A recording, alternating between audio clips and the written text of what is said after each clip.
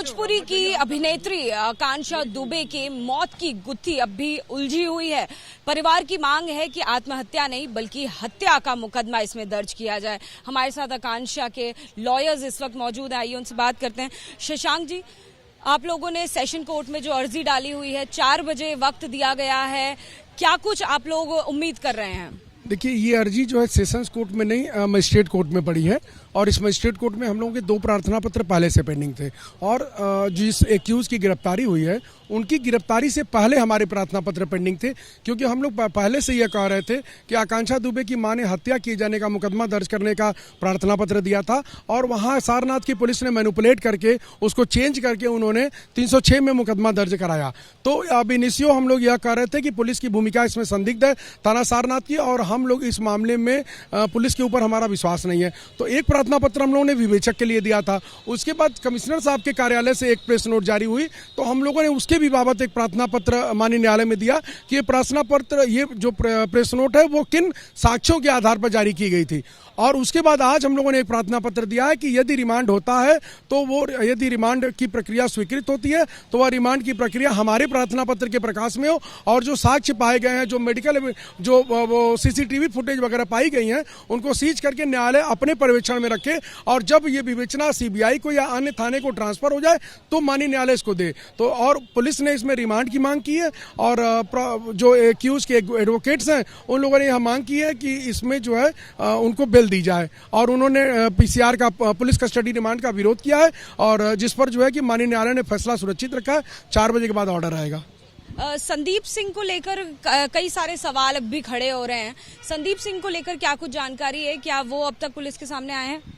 देखिए, इस पूरे मामले में पुलिस की भूमिका संदिग्ध है। बाकी जितने भी लोग इसमें इन्वॉल्व हैं उन लोगों के खिलाफ प्रॉपर एविडेंस हम लोगों की टीम के पास है। वकीलों की एक बड़ी टीम इसमें काम कर रही है और आकांक्षा दुबे की मां के भी पास कई एविडेंस है, तो निश्चित तौर पर एविडेंस सामने आएगा समय पर।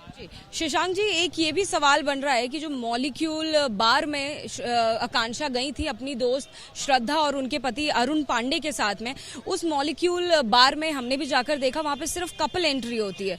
वो वहां पर क्या अकेली गई थी, किसके साथ गई थी, उसको लेकर बहुत सवाल है। वीडियो आपने देखा है कि उसमें निकलते हुए 3 लोग दिखाई दे रहे हैं, एक आकांक्षा दिख रही है, एक श्रद्धा जी हैं और एक वो उनके पति हैं। तो अब वो उन्होंने क्यों एंट्री दी उनको ये मॉलिक्यूल बार जाने, उनके यहाँ 11,000 रुपए किस खाने का पेमेंट हुआ ये मॉलिक्यूल बार जाने उससे पूछा जाना चाहिए था, क्योंकि आकांक्षा दुबे की पोस्टमार्टम रिपोर्ट में न तो उनके स्टमक में कोई खाद्य पदार्थ पाया गया और न ही उनके स्टमक में या ब्रीथ स्पेस में कोई भी अल्कोहल पाया गया। तो अब ये तो बहुत रहस्यमय विषय है, इसीलिए हम लोग इस पर मांग कर रहे हैं जिस मॉलिक्यूल बार से अगर आप निकलिए और आप सारनाथ के होटल तक जाइए तो रात में 12 बजे के आसपास यदि आप निकलती हैं तो मुझे लगता है 20-25 मिनट लगते हैं। 1-1.25 घंटे के बीते, कहाँ बीते, बीच में क्या घटनाएं हुई, या तो वो समय पर पहुंच गए, वो सीसीटीवी फुटेज जो जारी की गई, जो इंस्टाग्राम की रील जारी की गई, जब उन सब विषयों पे चर्चा होगी तो निश्चित तौर पर बड़ा खुलासा हो सकता है। रास्ते से जैसे कि बताया गया है, अब तक जानकारी मिली है कि वो रास्ते में उतरकर संदीप सिंह की गाड़ी में बैठती हैं और वहां जाती हैं। संदीप सिंह को लेकर कोई जानकारी है आपके पास कि कब से वो जुड़ी हुई थी संदीप सिंह के साथ? ये सब हम लोगों को जानकारी नहीं, क्योंकि हम लोग एज ए लॉयर इसमें काम कर रहे हैं। पूछताछ क्या हुई है, इन लोगों से पूछताछ हुई है, उसकी जानकारी में पुलिस ने हम लोगों को कुछ नहीं बताया है, न तो वादिनी की माता को ही कोई जानकारी है।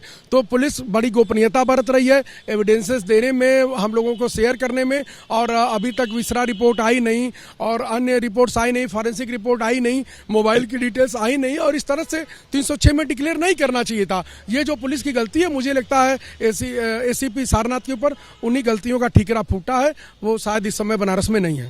जी तो देखिए, आकांक्षा दुबे के लॉयर्स से हमने बात करी, साफ तौर पर अब से कुछ देर में कोर्ट का जो ऑर्डर है ये सामने आ जाएगा और जिस तरह से मांग की जा रही है परिवार की तरफ से कि इसमें हत्या का जो मुकदमा है वो दर्ज किया जाए, आखिर ऐसा होता है या नहीं होता है, अब से कुछ देर में साफ हो जाएगा।